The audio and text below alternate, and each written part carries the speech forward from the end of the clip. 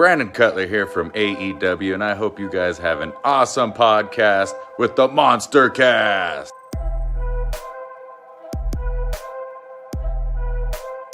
What's up, you guys? Sean Ross Sapp, Fightful here. You're watching the MonsterCast with Jack and Ryan. A big shout out to those fellas. Good people. Check them out.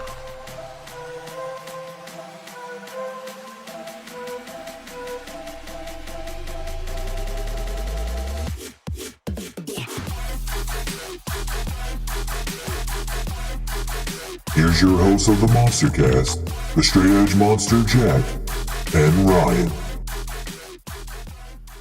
And we were just talking about this shit last week. We wanted Taya, we wanted Lufisto, we wanted somebody really fucking good to come in. Not only did Taya come in, but she already signed, which is a huge plus here. It seemed pretty quick, didn't it? I'm very, very shocked how everybody was so excited about her and no one said anything about a 10-minute video package for her. Before she came in. I'm surprised there was Who is she?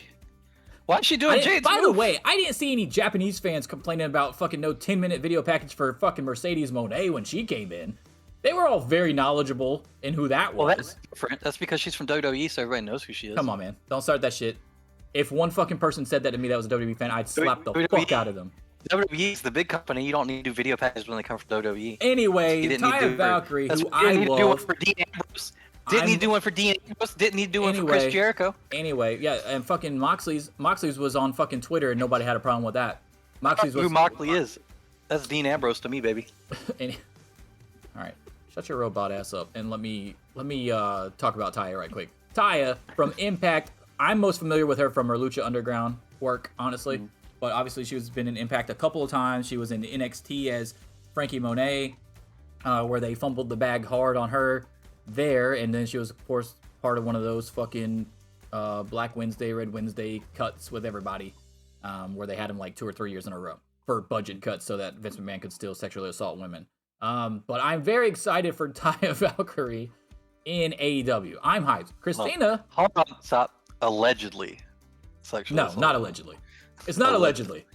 It is alleged. Some of them might be allegedly, but not all of them are. He did it. They're literally all alleged until there's a conviction. Dude, that's allegedly. how it works. Allegedly, my ass. Allegedly. Vince touched me too. I'm protecting our 5 people are about to get fired tomorrow because Vince touched me as well. Fucking Taya and Taya, I'm very hyped for her. Christina, however, not a huge fan of Taya. I did not know that, and she used to love Lucha Underground. I was like, what are you talking about? She's great. I'm jealous. She is great, dude.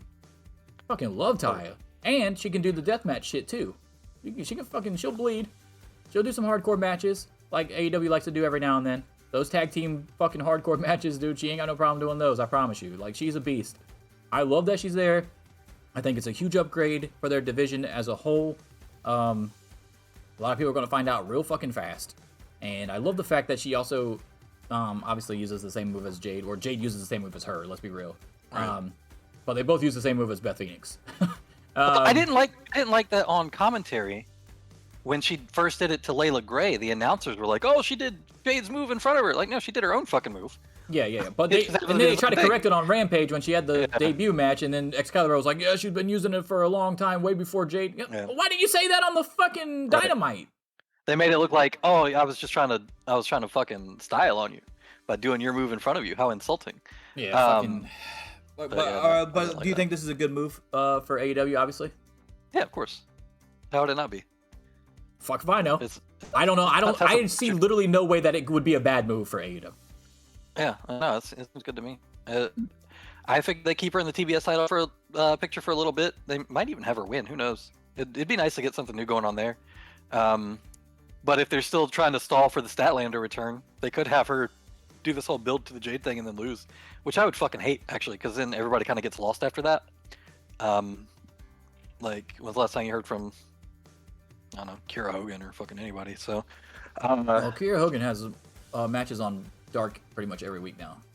She's getting at least she's getting reps in, and Diamante as well. My problem, and by the way, that would be another tag team because they're together in real life and they've been a tag team multiple times on the indies.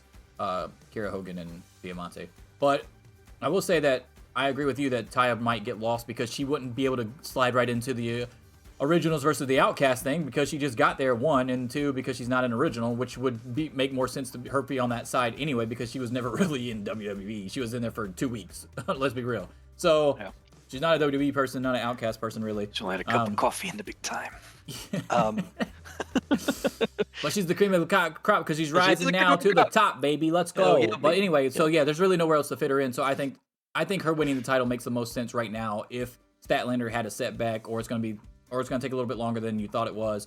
Maybe Taya wins it, then she turns heel on somebody in a couple of months, and then Statlander can come in and have a match with her instead, or something like that. I don't know, but I do think that this is a major upgrade and a bigger signing than Madison Rayne was. So when Madison Rayne came in and lost to Jade, I didn't have an issue with it. I expected it.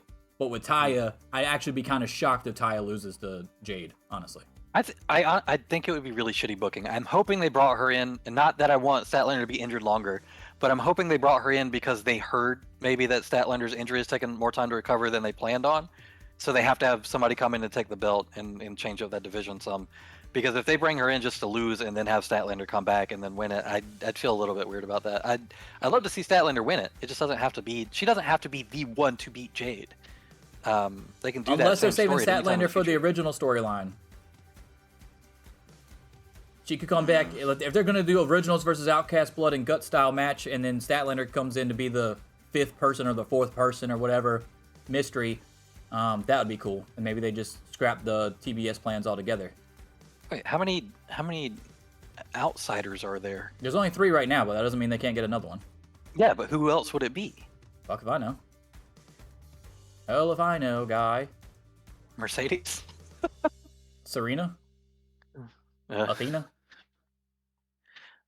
Athena, did you watch her match with I watched Willow? the power bomb. I saw the watched the power what? bomb off the fucking apron to the floor. Yeah, that match on Ring of Honor was crazy. That was a really good match.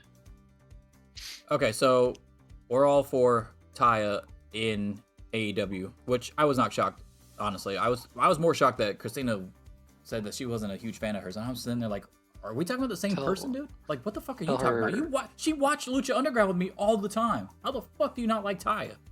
You're crazy. Tell her I said she's a fucking hater. Okay. And by the way, this is coming from 2 huge Jade Cargill fans, me and Ryan. I like. So I it's like not not that we want Jade to lose because we think Jade's bad or anything. It's just that we don't want her saddled with this undefeated gimmick undefeated gimmick. Yeah. too long, which we already kind of feel like it's kind of dragging on because she's already beat pretty much everybody. So how many new people can you bring in? You can't have keep a losing. She's compelling gotta lose to one of them. champion. Yeah, you can't have a compelling champion without some kind of struggle. Hey guys, did you like that video? If so, don't forget to subscribe to the channel. You can also catch full episodes of the MonsterCast on Spotify, Apple Podcasts, and Google Podcasts. And you can also catch us live every Sunday on Twitch. All links in the description below, along with some sweet merch from yours truly, the MonsterCast. Deuces.